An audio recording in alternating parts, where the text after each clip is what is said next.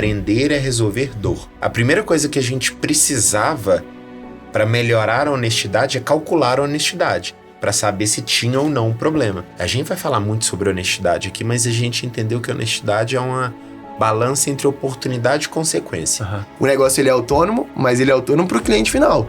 Para quem tá por trás, o negócio dá trabalho. Por que as franqueadoras não fazem isso? Será que não é por causa de medo?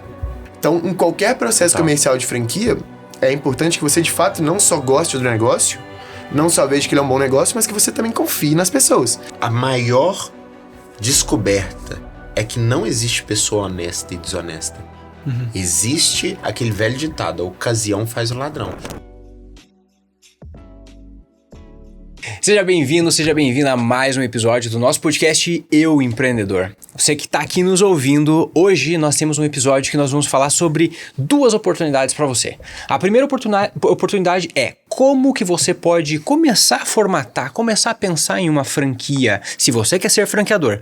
Agora, se você acredita que você é aquela pessoa que segue a cartilha, quer empreender, quer alavancar as suas finanças, né, e trazer mais empregar mais pessoas e trazer mais prosperidade, você também pode ser um franqueado. Sabe do quê? De um mercadinho em condomínio. E hoje eu tô com o pessoal aqui da Bionest, tanto o Marcelo quanto o Bernardo, que vão compartilhar todo esse conhecimento aqui com vocês. Marcelo, obrigado. Bernardo, obrigado também de estarem vindo aqui, de vocês compartilharem esse conteúdo com toda a nossa turma de empreendedores, que a turma aqui, normalmente eles querem fazer uma mudança, eles querem dar esse próximo passo. Bom demais. Conhecer vocês vai ser o maior prazer para eles empreenderem no setor condominial. Vou passar para você, Marcelo, para você poder se apresentar também, falar um pouquinho da Bionest e depois, Bernardo, fica à vontade, é uma conversa aqui, não vou ficar, né?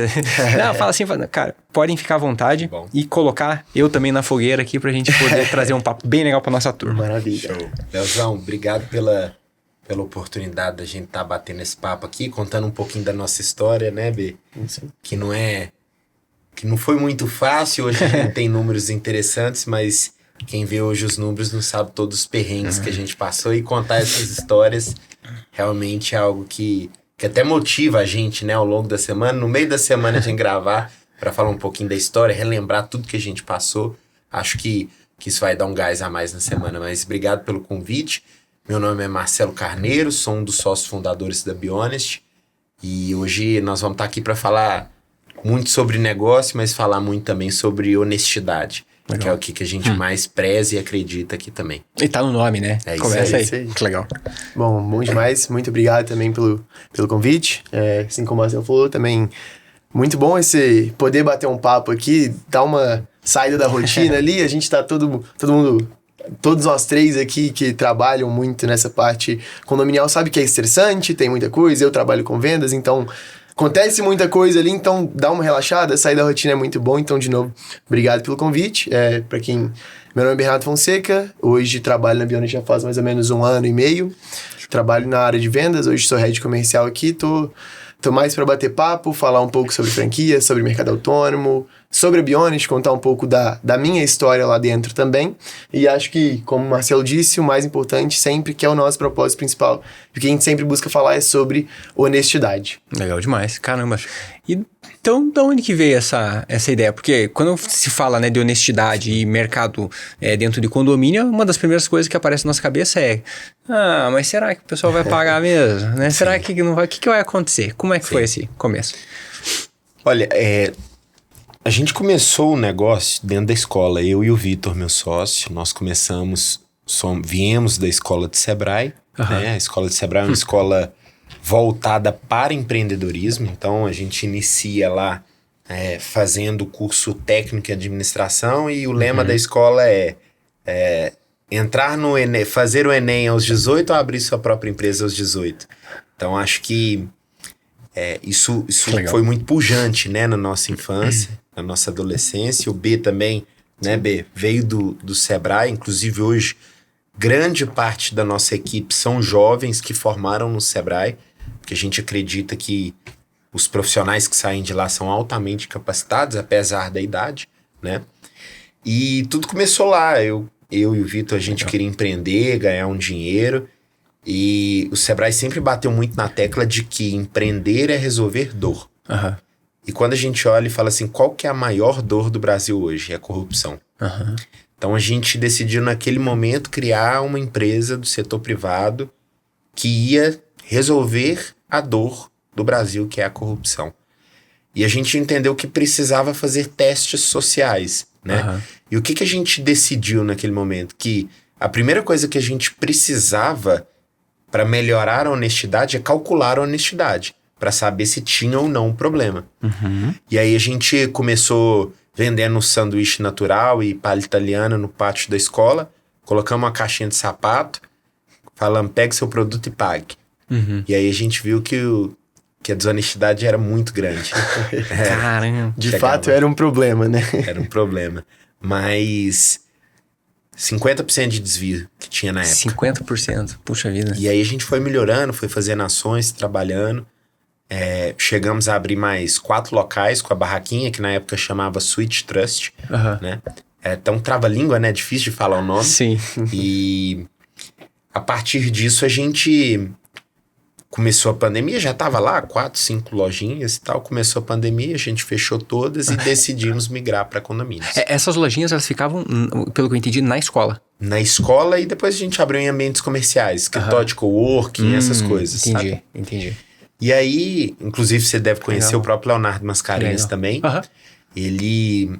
Ele foi a primeira pessoa que a gente ligou, falamos, ó, vamos pra condomínio. Aham. Ligamos pro Léo, falamos, Léo, é isso. Ele falou, não, ajuda vocês demais, mas pelo amor de Deus, troca esse nome. Ele falou essa? Ele falou. A gente gravou um podcast com aí o Condono Fala Condomínio com ele e com o pai dele. Ah, é? Aham, foi muito legal. Aham, foi muito E aí massa. ele cometeu, a gente brinca que ele cometeu um sincericídio com a gente na Aham. época. Ah, muito bom. Mas foi tudo começou daí, tudo começou da escola, um experimento social em busca de resolver a maior dor do Brasil, que é a corrupção. Mas assim, ó, aí vocês pegaram, viram que tinha 50% de desvio. Vocês falaram, cara, não, vamos abrir mais. vamos ampliar esse percentual aí para mais unidades. Sim. E o que motivou, então, a falar, não, vamos mudar. Acredito que dá para escalar. Acredito que dá para transformar e dá para fazer. Que foi essa migração para os condomínios. O que motivou? Olha, a gente conseguiu mudar. Aham. A gente saiu de 50% para 98,5% de honestidade. As ações, então. Que As legal. ações de honestidade. Então a gente saiu daquilo ali e viu que a gente era a única empresa do país, que a gente nem podia chamar de empresa na época, que conseguia mensurar o que é intangível. Aham. Então a gente mensura algo intangível, que é quantos % de amor você tem em você. É. É difícil, né? Sim, sim. Como é que você explica pra uma criança o que é honestidade? Tenta explicar pra uma criança. Como é que você explicaria honestidade pra uma criança de 5 anos? Cara, fazer o que é certo, não enganar o próximo, é difícil. É difícil. É difícil, é ação, né? Atitude. É isso. muita atitude. E aí, quando você pega algo que é intangível e transforma isso em tangível, que é um percentual de honestidade, e você consegue colocar ações para ver as variações desses índices, isso é algo que ninguém hoje no Brasil faz. Aham. Que é mensurar e controlar a desonestidade e impactar positivamente também. Aham. A gente vai falar muito sobre honestidade aqui, mas a gente entendeu que honestidade é uma balança entre oportunidade e consequência. Aham. Que legal. Pode falar. Não, fica à vontade. Não, quanto mais oportunidade você tem e menos consequência, mais a tendência de ser desonesto. E quando você aumenta a consequência e diminui a oportunidade, mais honesto as pessoas são. Só que não existe ser honesto, só existe ter mais oportunidade e menos consequência. Sim.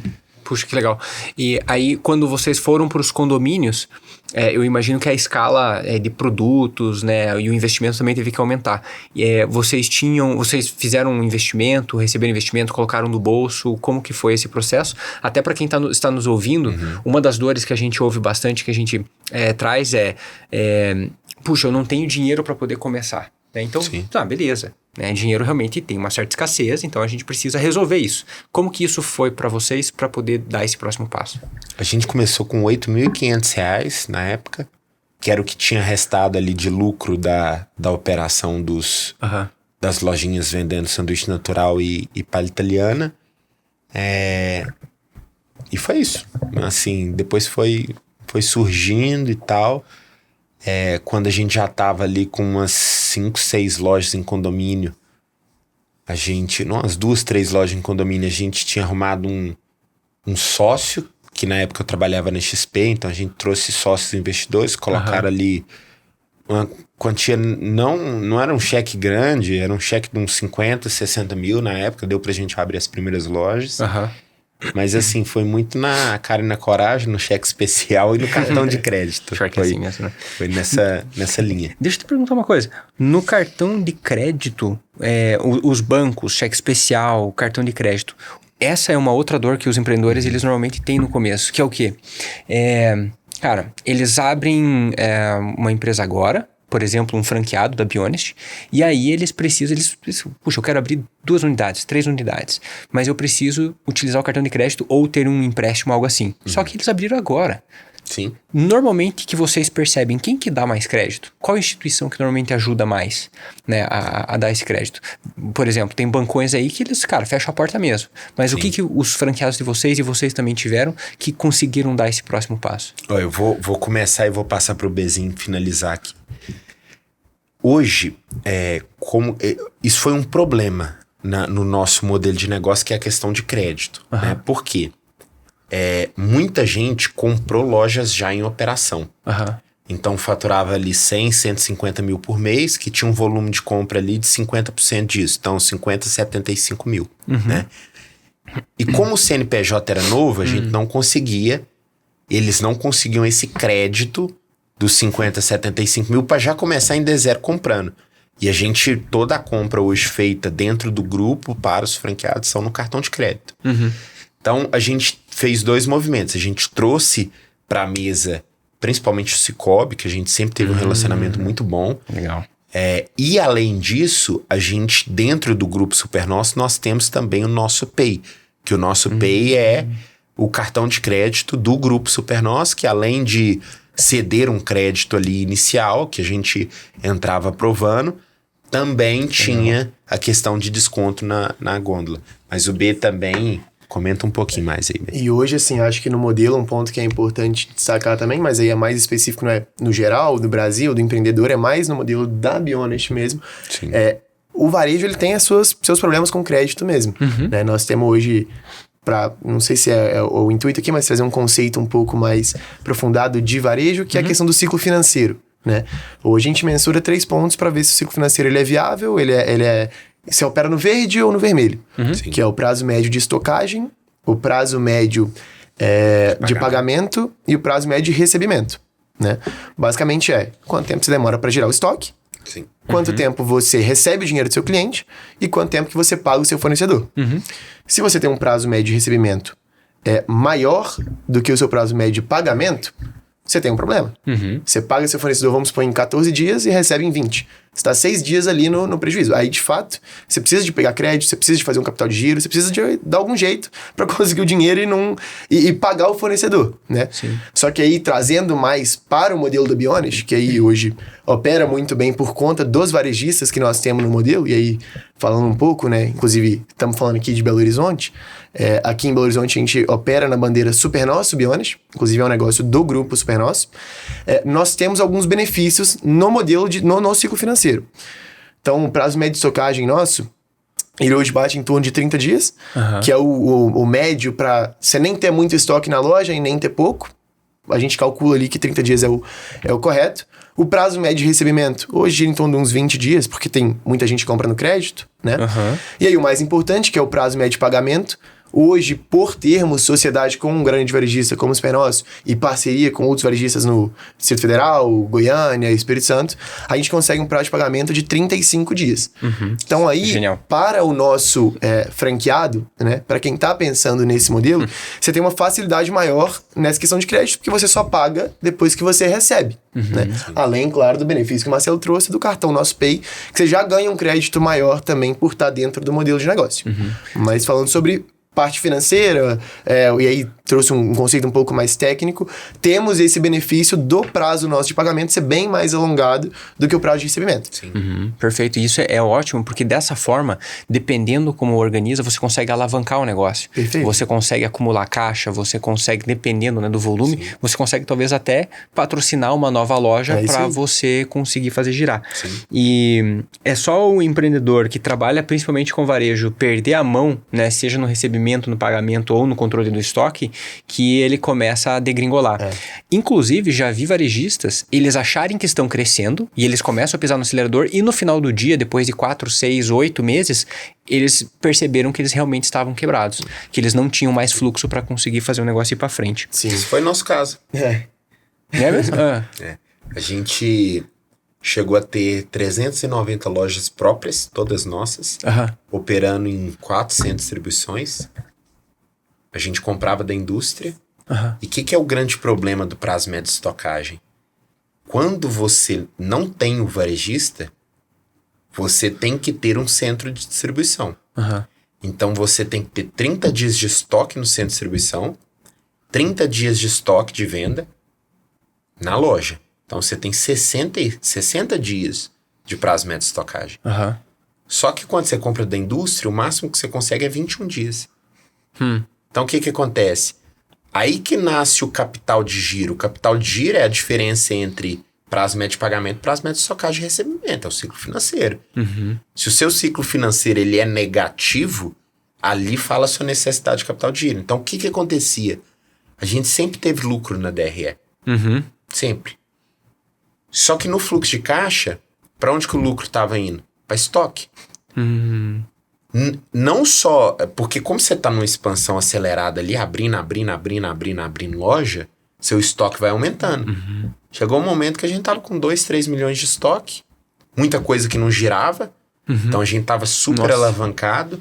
E aí a gente teve sim problemas financeiros. Mas que conseguimos controlar, tudo certo. Mas foi um enorme aprendizado. E foi o que fez a gente criar o nosso modelo vencedor. Que é o modelo com varejista. Que a gente entendeu que o prazo médio de estocagem do centro de distribuição era um problema.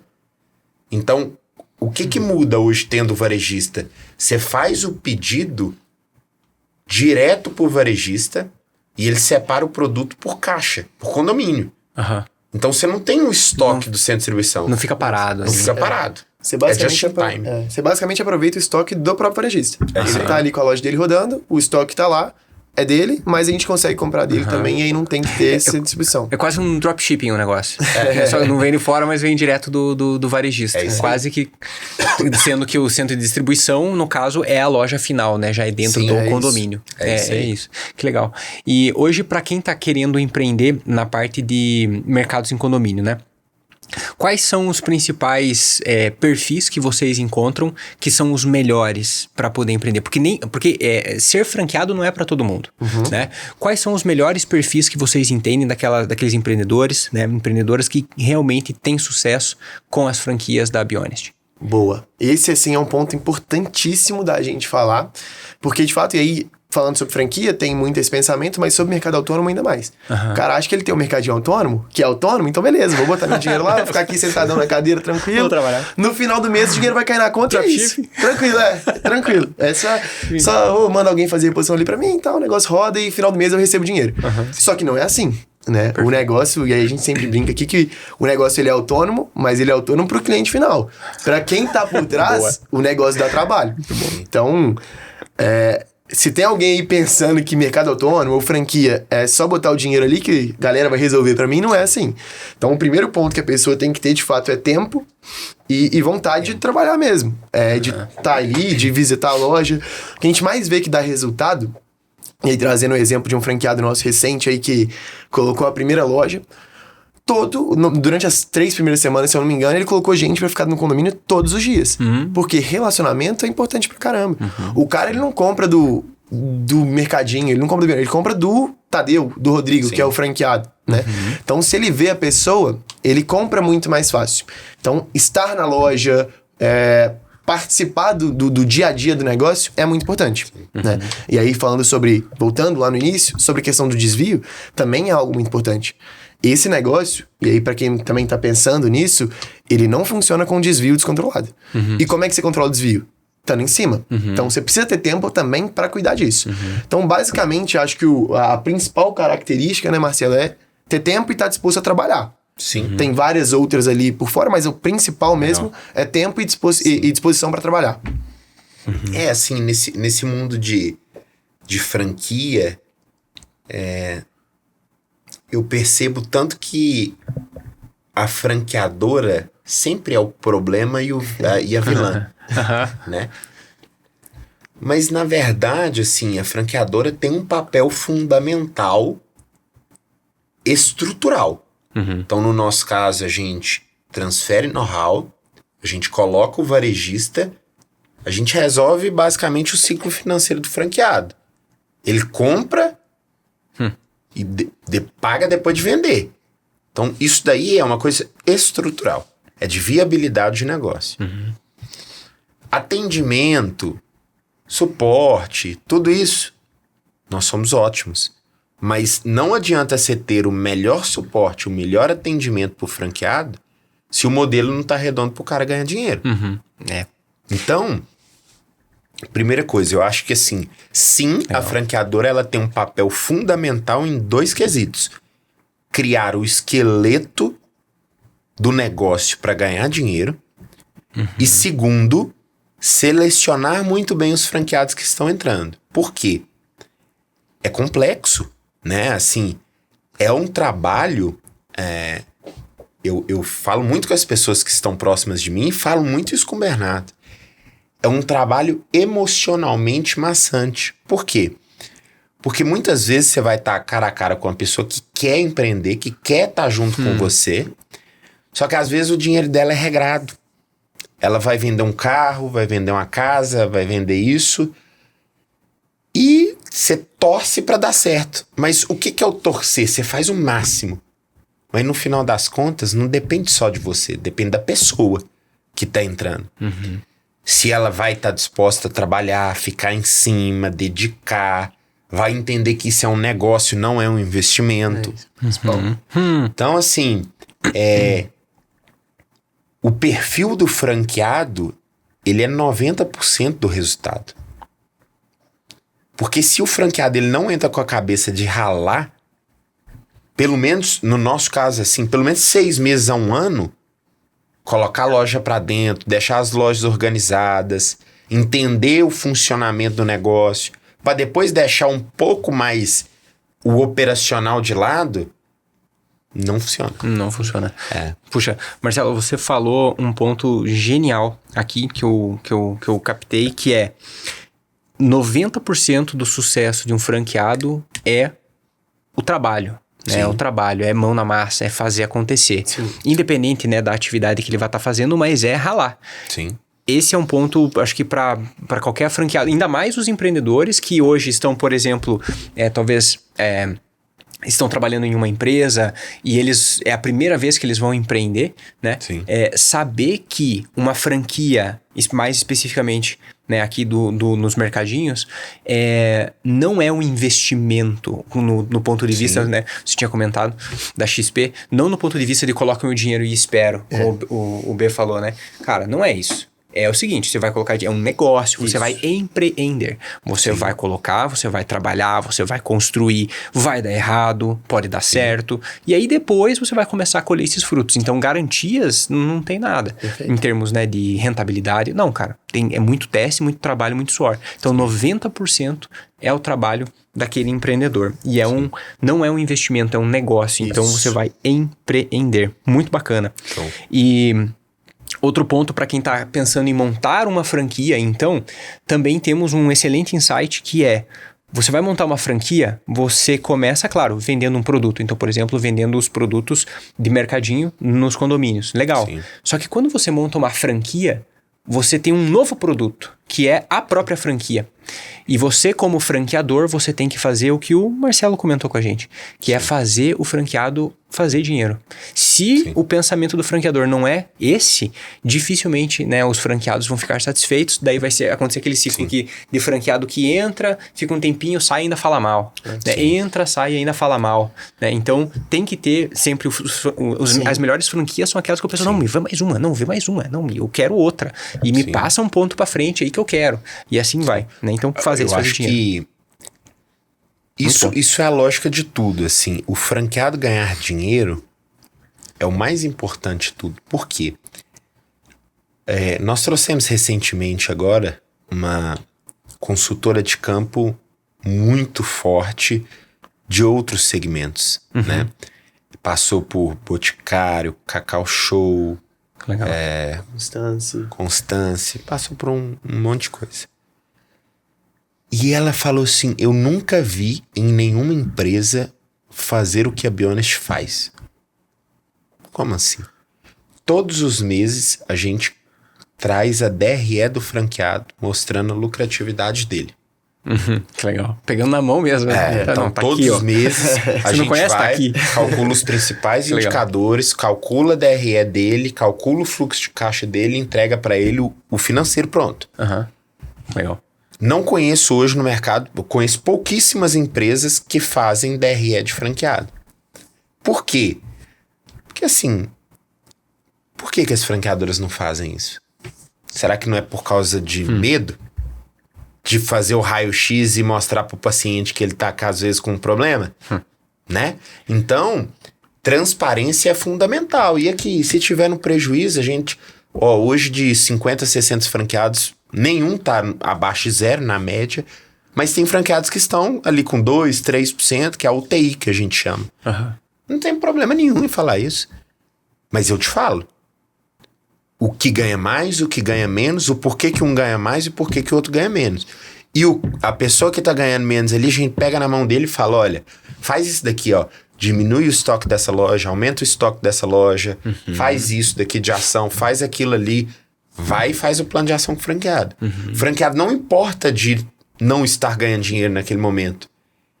O que ele importa é ele ver que tá tendo um problema e não haver uma movimentação por parte da franqueadora para apoiar ele naquilo, né?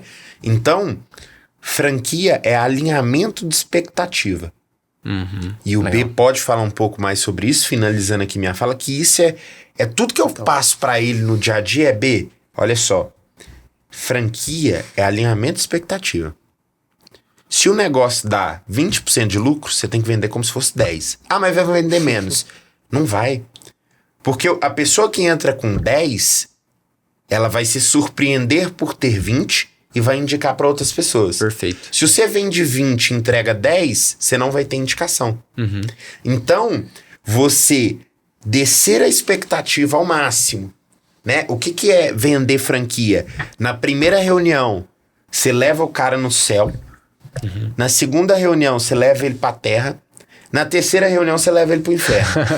Caína, Se ele decidir e entender que existe o céu, a terra e o inferno, e mesmo assim quiser entrar, ele tá alinhado com a expectativa. Tá dentro. Genial. Beleza. Genial. E tudo que a gente fizer ali, ele vai entender que da terra pra cima é lucro, porque ele já viu o inferno. Sim. Entendeu? Ele tá ok. Muito legal. Em vendas, né? Qualquer processo que a gente vai fazer, que a gente vai atender o cliente e vender para alguém, eu sempre digo que se for falar de precificação de, sei lá, produto. Então, nós temos um produto ou serviço, a gente promete, sei lá, promete esse nível aqui. Quando a gente cobra, né, a gente promete isso daqui, legal. Quando a gente cobra, se a gente cobra o preço, a gente coloca um preço ligeiramente abaixo, a gente sempre tem uma margem de superação de expectativa. Quando a gente supera a expectativa do nosso cliente, de alguma forma, gera esse efeito que você falou, né? É o efeito que ele vai se surpreender com isso. Então, o alinhamento é fundamental. E isso, para quem está nos ouvindo, sim, em conversas, em reuniões 1 a 1, quando você vai vender um projeto como esse de ser franqueado, mas também no produto que está na prateleira.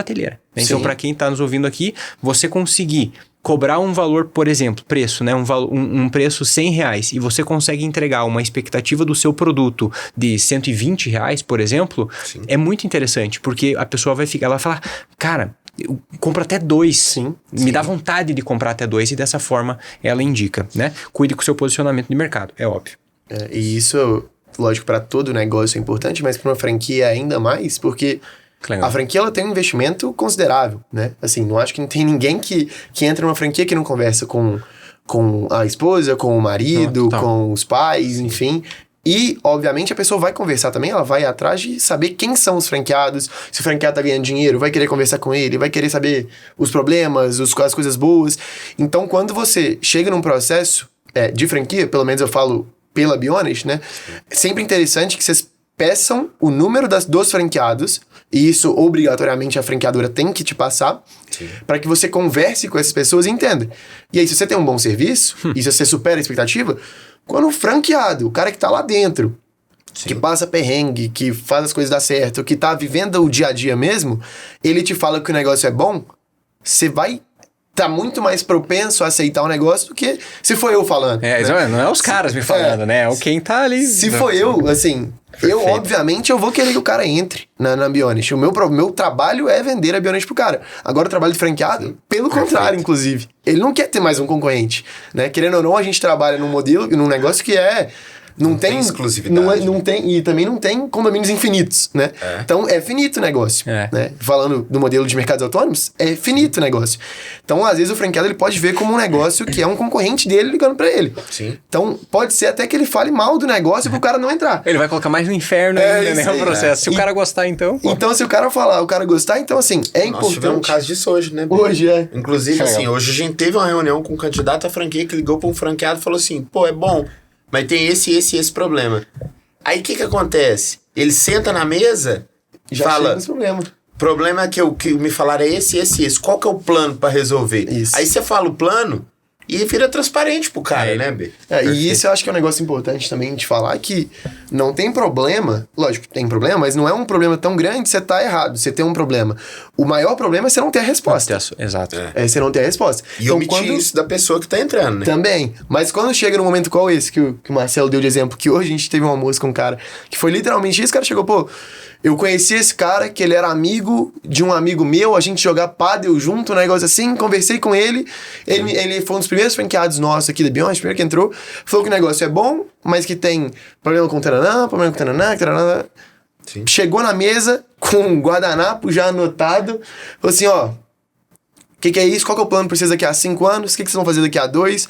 Esse aqui, como é que vocês resolvem? Então, quando a gente traz a solução pro cara, de novo, você já eleva muito o nível de consciência dele pro negócio e a chance dele tomar uma decisão positiva é muito maior do que se ele não tiver essas informações, né? Perfeito. E hoje, pra quem tá nos ouvindo e querendo falar assim, pô, cara, legal, entendi.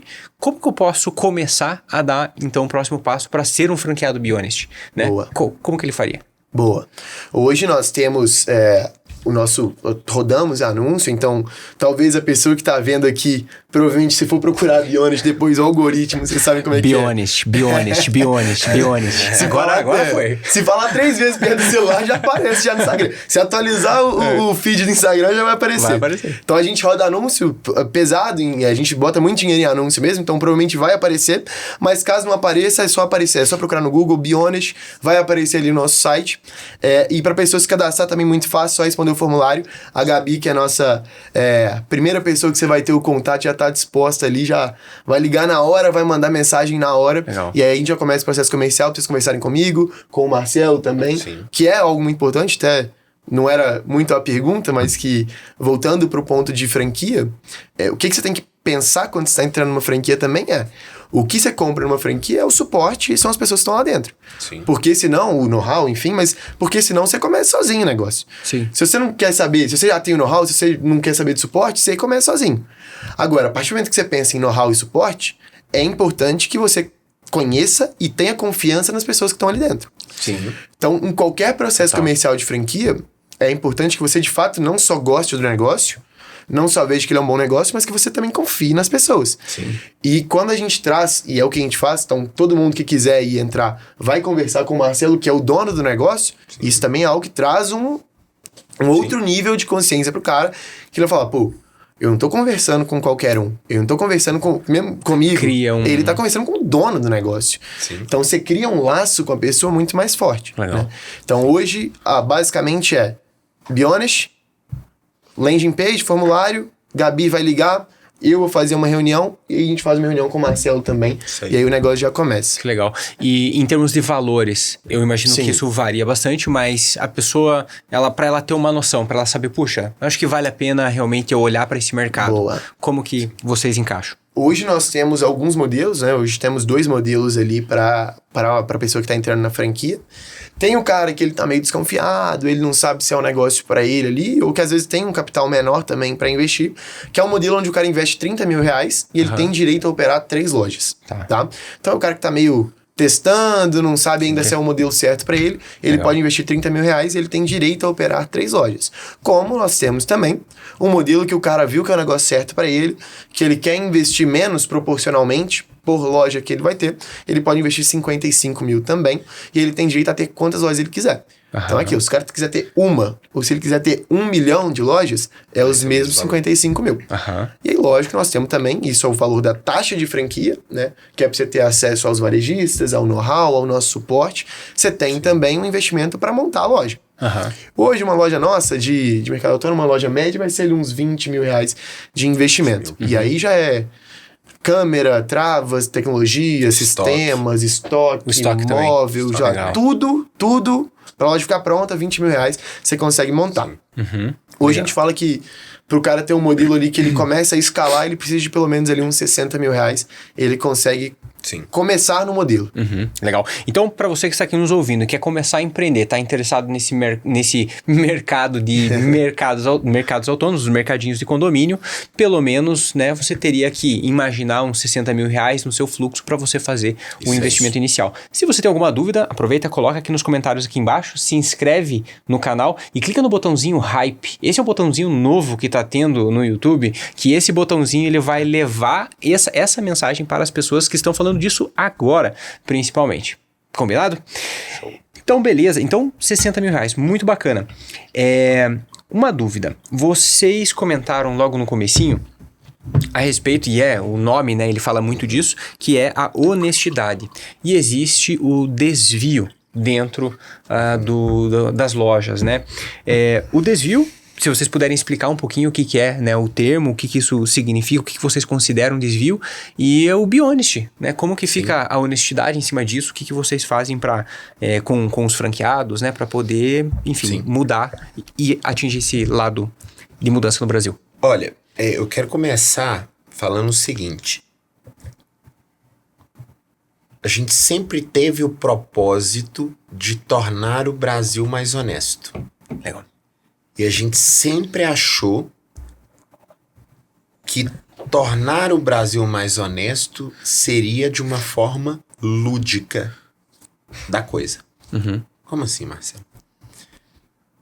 Naquela época que tinha 390 lojas próprias, além de ter o problema de fluxo de caixa por causa do estoque, a gente tinha um problema também por causa da desonestidade, que chegou a bater 20%. Então, a cada 5 produtos, um era roubado. E aí a gente falou, caramba, qual é o problema? O problema é, a gente estava incentivando a desonestidade. Como assim? A gente ia lá, fazia, descobria o índice e tudo. Aí o que acontecia? A gente vestia de palhaço. A gente ia lá, fazia educação com as crianças. Tudo isso. E não tinha uma punição, não tinha uma consequência. Então a gente criava uma oportunidade muito grande da pessoa furtar e não haver consequências. Porque não tinha câmera, não tinha trava. Então você pegava e você não ia ser punido. Então as lojas, elas começavam com índice de desonestidade baixo e gradativamente ao longo do tempo elas iam aumentando. Aumentando, caramba. Então, por que isso ocorre? Interessante. Porque você está incentivando a desonestidade. Por que você está incentivando? Porque não tem consequência. A pessoa pode pegar que ela não vai ter uma consequência em cima disso. Vocês chegaram a interpretar os dados, enfim, as informações que vocês tinham, se essas pessoas que causavam esses desvios, né, esses furtos, elas faziam isso de má intenção? Ou elas faziam isso porque, não, depois eu pago. E aí, tipo, não, tá aqui, vou pegar a bolacha, passatempo. Sei lá, peguei o passatempo, depois eu pago, sei lá. Teve uma... Aí o que é a lógica? Pode ser que no começo era isso. Por isso que eu falo, não existe honesto e desonesto. Existe mais oportunidade e menos consequência. Pode ser que na primeira vez ele esqueceu de pagar mesmo. Ele tava sem o cartão, deixou pra pagar depois, ou aconteceu alguma coisa. Só que na segunda vez, ele já esquece de novo. Só que ele não fica com aquilo mais na cabeça, não vai acontecer nada. Na terceira vez, ele já fala, por que eu vou pagar? Ninguém me cobrou. Que doideira. Então aí ele começa a aumentar gradativamente os roubos. Então, Léo, a maior descoberta é que não existe pessoa honesta e desonesta. Existe aquele velho ditado, a ocasião faz o ladrão. Então, o que começou a acontecer? O que a gente entendeu? A gente precisa de criar consequência. Como que a gente começou a criar consequência? Nós trancamos todas as lojas.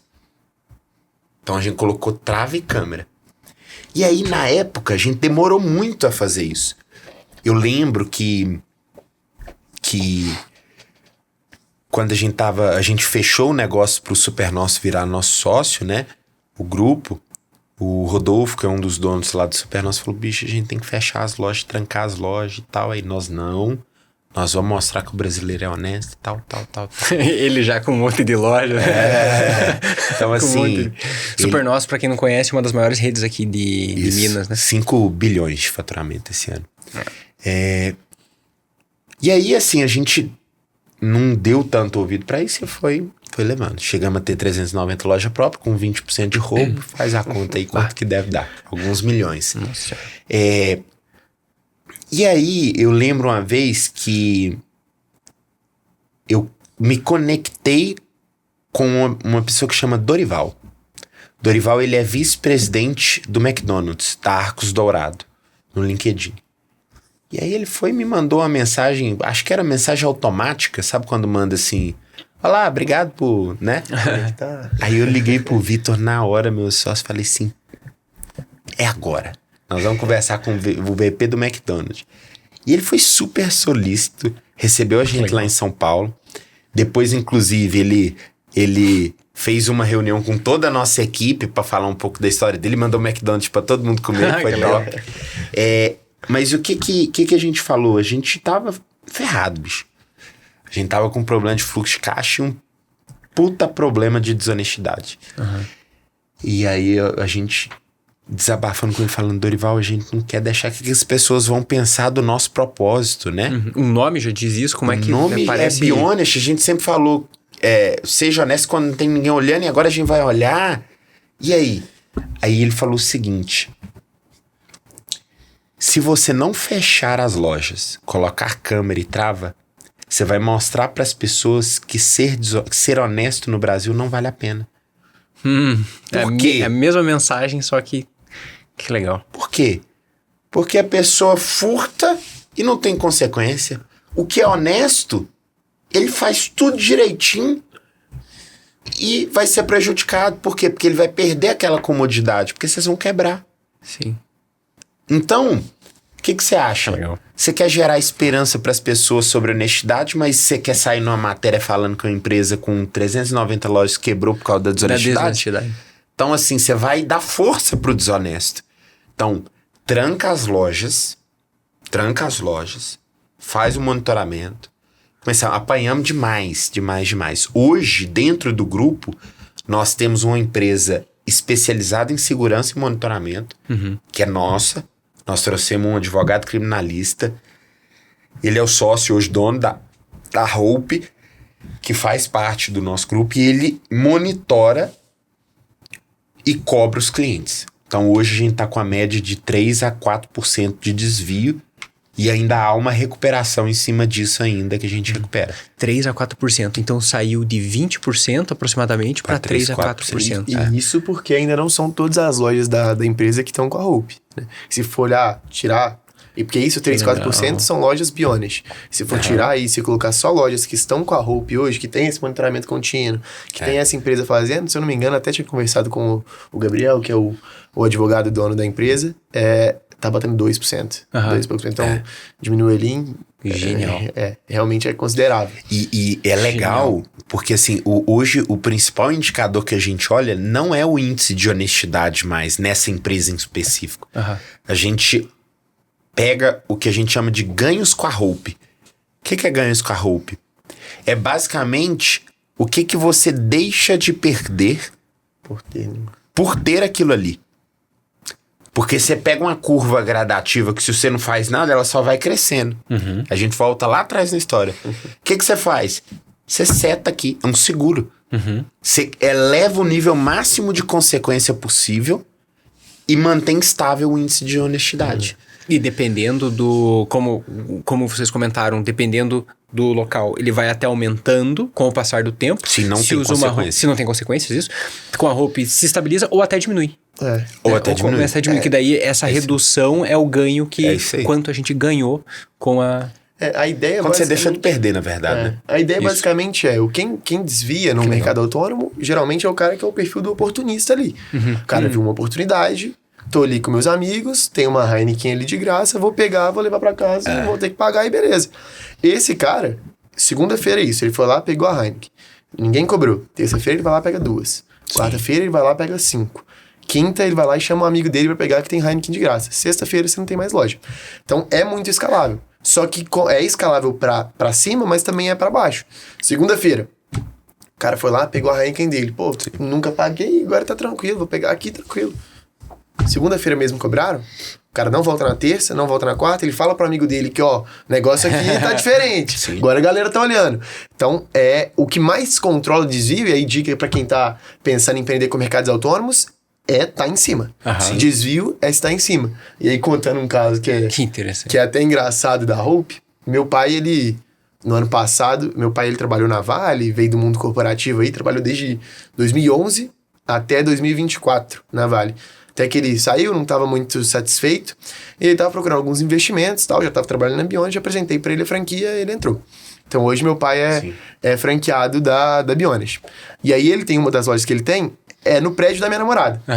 E aí, beleza, ele tava viajando. O Bernardo não perde tempo, né, cara? Já vai. É porque ele não contou ainda que uns 3 ou 4 funcionários já virou franqueado também, que vende pras mães, pros pais dos meninos, tudo lá. Um negócio que é legal, a gente tava até analisando isso na última reunião, um dos canais nossos que mais vende é colaborador.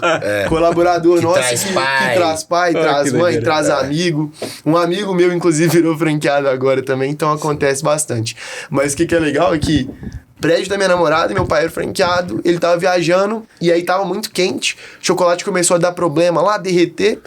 Aí ele falou, Catarina, vai lá na loja pra mim, por favor, pega os chocolates, coloca lá na geladeira pra eles não derreterem, sei lá o que e tal. Ela falou, não, beleza. Foi lá, pegou o chocolate, levou pra casa dela, tranquilo e tal. Passou uns 2, 3 dias, os caras da outra falaram, ai, quem que é essa aqui? Tá falando que é sua namorada, que sei lá o que e tal. Ela foi cobrada pelos meninos da Hope. E aí... E ela falou assim, não, mas é a loja do meu sogro e tal, que sei lá o que. E os caras, não, desculpa. Mas que mostra que, de fato, é efetivo o serviço.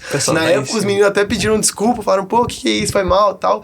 Mas meu pai, ele sorriu de orelha a orelha ali, que ele falou, pô, de fato o negócio é efetivo. Né? Que legal. E o que eu acho que, assim... Qual que é o problema do Brasil hoje, né? Não quero entrar em questões políticas aqui não, tá? Nem a gente nem se envolve em política. Mas por que a percepção do mundo e do próprio brasileiro... A gente tem uma frase aqui muito comum, né? Que é o jeitinho brasileiro. O que é o jeitinho brasileiro pra você? O jeitinho brasileiro? Cara, olha... Eu gosto demais do Brasil. Eu morei fora e quando eu voltei pro Brasil vi que a gente tem muita oportunidade. Sim. Então, o natural de falar do jeitinho brasileiro, que é aquela, malandragem, Gerson, né, Lady Gerson e tal. Esse é o jeitinho brasileiro popularmente conhecido. Mas, na minha interpretação, o jeitinho brasileiro é a capacidade que a gente tem de transformar aquilo que tá ruim em alguma coisa positiva, a gente superar e dar um próximo passo. Sabe, eu acho que isso é uma das virtudes que eu vejo que os brasileiros eles se destacam demais lá fora. Né? Então, popularmente falando, Lady Gerson. Mas o que eu acredito de verdade, e é por isso que eu empreendo e promovo o empreendedorismo, porque eu também acredito nessa mudança, é que a gente... Cara, faz das tripas o coração, tira leite de pedra, água de pedra, o vinho de pedra, a gente realmente faz o negócio acontecer. Isso é muito legal. E sem reclamar. Sim. Isso é muito legal. E eu acho que o que é o importante, assim, você teve um pensamento muito otimista do jeitinho brasileiro e não é o que o brasileiro tem sobre o brasileiro, né? O que é o jeitinho brasileiro? Tá muito ligado à corrupção. Hoje, o problema do Brasil é os corruptos do Brasil não tem consequências.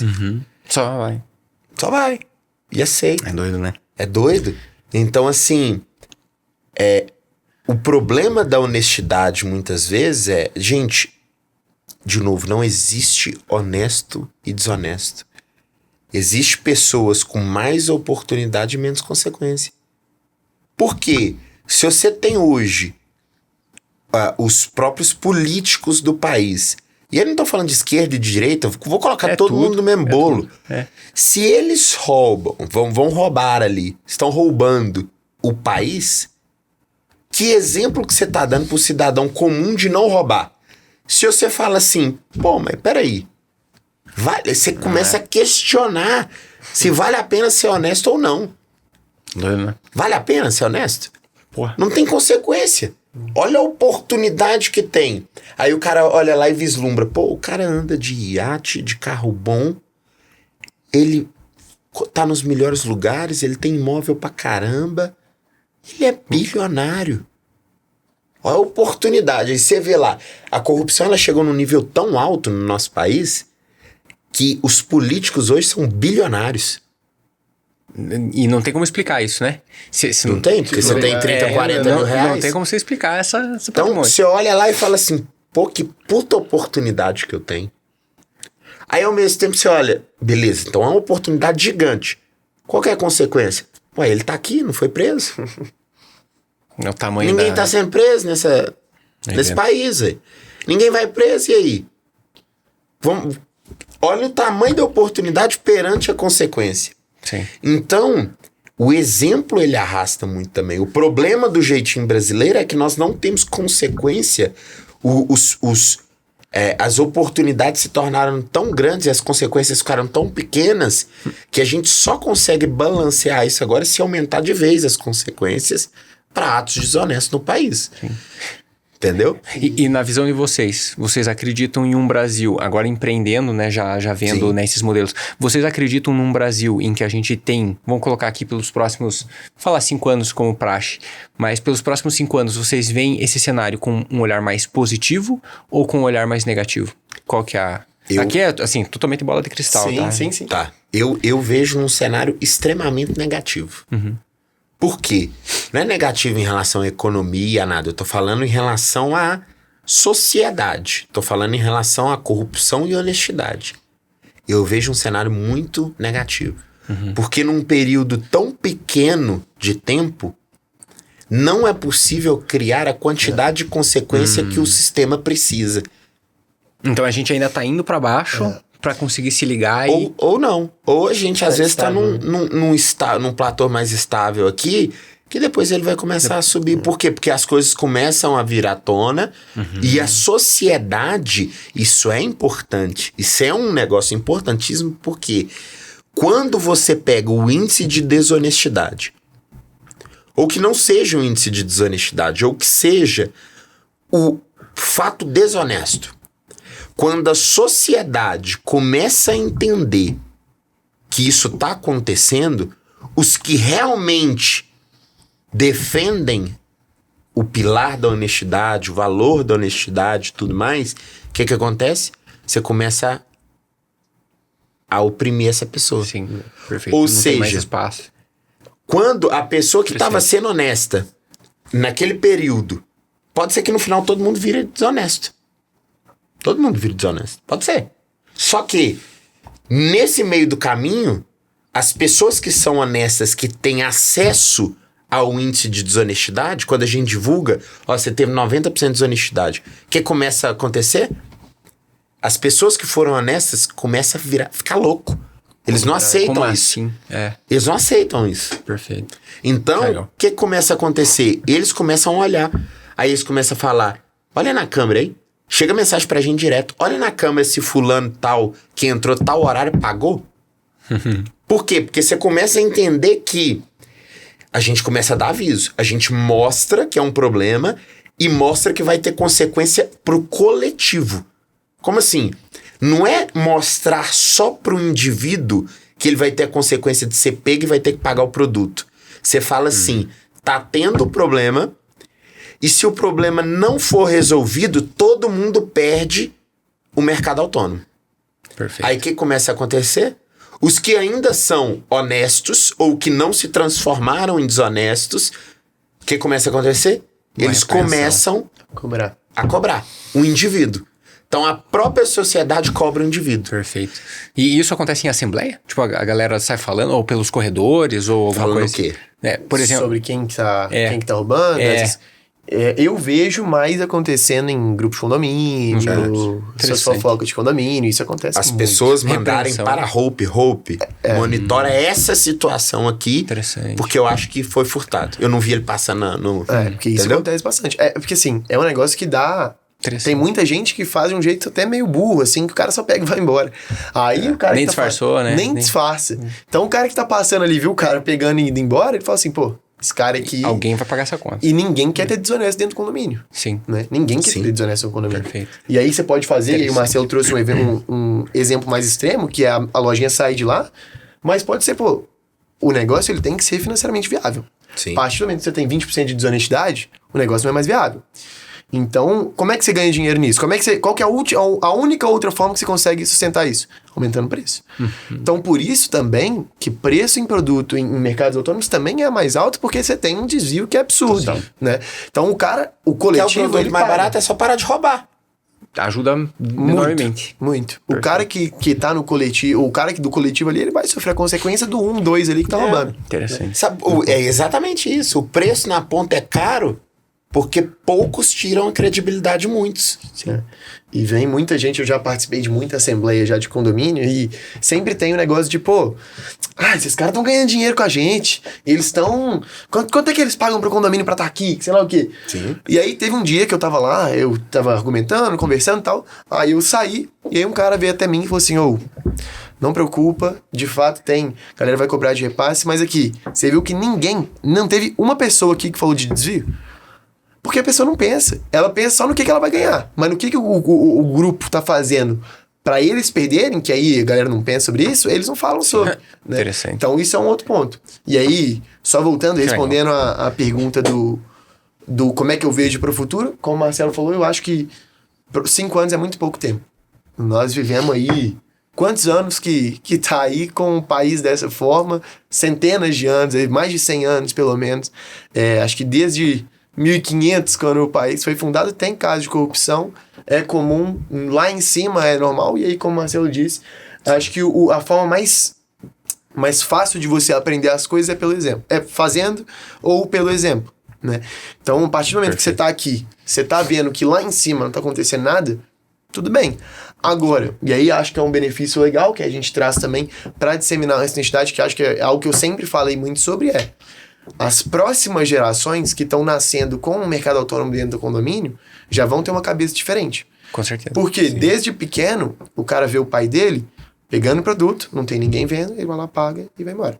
Sim. Então o filho, o menininho lá de 2, 3, 4, 5, 6, 10 anos, ele tá vendo que o certo é, peguei, vou pagar. Não tem ninguém olhando? Acabou. Beleza, eu vou pagar. Então assim, ao longo do tempo, e aí pensando numa... 5 anos acho muito pouco, mas se for pensar para 50 anos, sim, aí eu já vejo um momento otimista. Que é muito importante.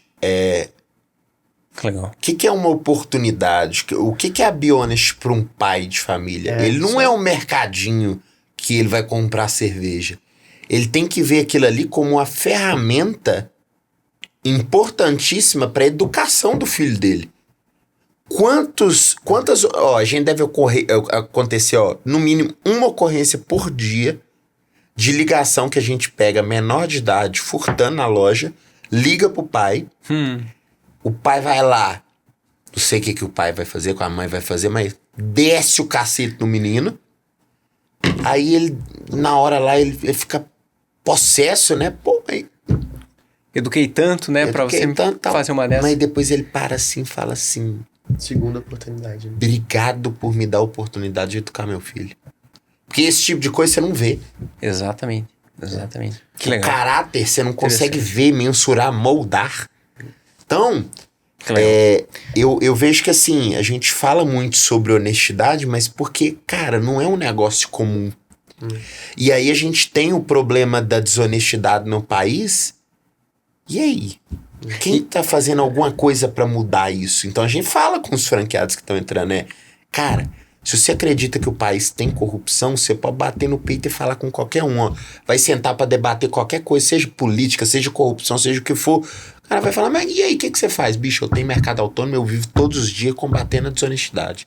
Que legal, bacana. E essa oportunidade que você comentou, a respeito do pai, né, e dos seus filhos ali, enfim, é uma oportunidade e uma forma de mensurar ou de tentar tangibilizar, eu diria, o imensurável que a gente tá falando antes, né? Porque, como você falou, ele não iria descobrir ou pegar isso. Dessa forma, você tangibiliza e você consegue educar e ensinar. Muito legal. Pessoal, caminhando pro nosso fechamento, sei que passa rápido, né? A gente tem muito assunto pra falar. A gente não... Nossa, tem muita coisa pra gente poder falar ainda. E se vocês pudessem deixar uma mensagem final para quem está nos ouvindo e essa pessoa, ela pode estar pensando em empreender, seja criando uma franquia ou sendo um franqueado Bionest, mas pensando, né, nesse próximo passo dela no empreendedorismo. Pode ficar à vontade e também aproveitem e falem um pouco, mais uma vez, né, como encontrar Bionest, redes sociais, que o pessoal pode seguir, podem ficar super à vontade. Quer falar primeiro? Pode falar. 2 mensagens. Primeiro, seja honesto. Né? O próprio nome nosso já diz, Bionest significa seja honesto, então seja honesto. Legal. E para de reclamar do Brasil, que o Brasil é um país de corrupção, e começa a fazer alguma coisa para acabar com isso. Começa a gerar consequência para os desonestos. Empreenda. Cobrar, né? Cobrar, tá em cima. Não aceitar atos desonestos, por mais pequenos que sejam, mesmo que seja roubar uma bala, né? Então, se você quer empreender com a Bionest, saiba que não é sobre mercados autônomos. Mercados autônomos é só uma das ferramentas que a gente encontrou para mensurar o que é intangível e trabalhar para gerar mais consequência para os desonestos. É isso que a gente faz. E tá muito bem colocado aqui na blusa. Eu tô com a blusa também, mas tava frio lá fora, então tô de casaco. Mas é isso. A Bionest desde o início, eu não tava no início, mas acredito muito no propósito. A gente sempre fala isso, inclusive nos treinamentos com franqueado. Sim. Nada mais é do que uma forma de disseminar honestidade, gerando comodidade da forma mais simples possível, que é o que tá na camisa, né? Então, para quem acredita nisso, acho que é um caminho legal de você seguir. E aí, pensando mais no empreendedor, no cara que tá querendo empreender, se você pensa em empreender nesse modelo de mercados autônomos, eu falo pra você tomar cuidado com 2 coisas. Primeiro, cuidado para entrar sozinho nisso, tá? É um negócio que pode parecer fácil. Querendo ou não, o que a gente faz todos os dias é comprar e vender Heineken. Teoricamente é um negócio fácil, né? Só que na prática, você não sabe do ciclo financeiro, você não sabe quanto que você compra, você não sabe onde que você compra, você não sabe de quem você compra. Então, assim, tem muitas complexidades. Se você for começar sozinho, é algo muito difícil. Até para conseguir o primeiro ponto também, é difícil. Sim. É muito difícil conseguir o primeiro ponto. E o tanto de gente porque eu converso, todos os dias eu converso com alguém que tem interesse nisso. Então eu tenho uma certa ideia de quais são as maiores dúvidas que a galera tem, os maiores problemas que a galera enfrenta. Já conversei com muita gente que tentou tocar um negócio sozinho, tentou começar sozinho. O cara falou, bicho, eu tô há 6 meses tentando conseguir o primeiro ponto e não consigo uma reunião. Então, de fato, é algo difícil. Até porque, querendo ou não, e aí pensando pro lado do condomínio, mesmo do síndico, você tá entrando dentro da casa do cara. O cara não vai aceitar qualquer um, né? Sim. Aí quando você entra com uma marca mais forte, nem que seja a Bionest, né? Mas aqui para Belo Horizonte já é a top of mind, assim, até por ter o Supernosso também. Mas mesmo que seja por outra, por outra franqueadora, é muito melhor do que começar sozinho, principalmente por conta da marca. E aí sobre aí a primeira dica é essa, acho que pense muito bem antes de começar sozinho. E a segunda dica é: toma muito cuidado com o modelo sem varejista. Acho que é algo que hoje só nós temos no mercado, e se tiver vai ser uma ou duas, que tem também um modelo que é com o varejista. Sim. Né? Esse negócio, a gente falou um pouco sobre modelo financeiro, sobre ciclo financeiro, mas tem várias outras particularidades. É um negócio complexo e que se você não tem um cara forte por trás, você não consegue fazer o negócio girar, né? Reposição vira um problema, fornecedor vira um problema, ciclo financeiro vira um problema, e aí, para conseguir um novo ponto, às vezes você não tem uma marca tão forte, então isso vira um problema.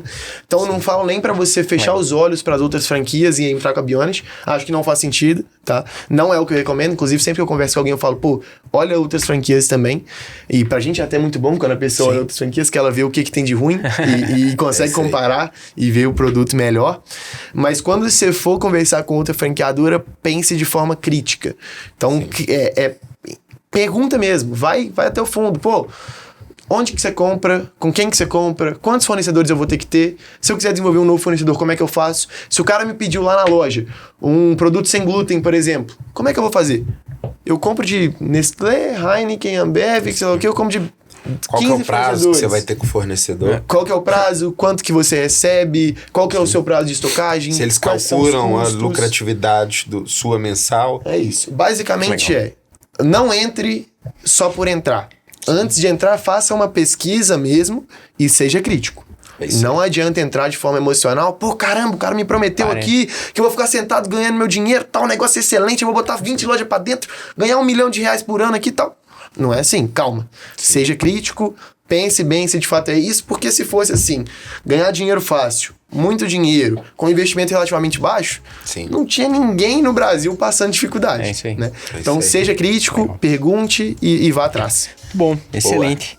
Pessoal, gostaria de agradecer vocês por todo esse papo, por toda essa conversa, essa aula que vocês deram a respeito de como ter uma franquia, né, como a gente também olhar, né, para o lado positivo do nosso país, gerar transformação, a gente querer mudar tudo isso que está aqui e passar esse conhecimento de empreendedorismo para todos os nossos ouvintes.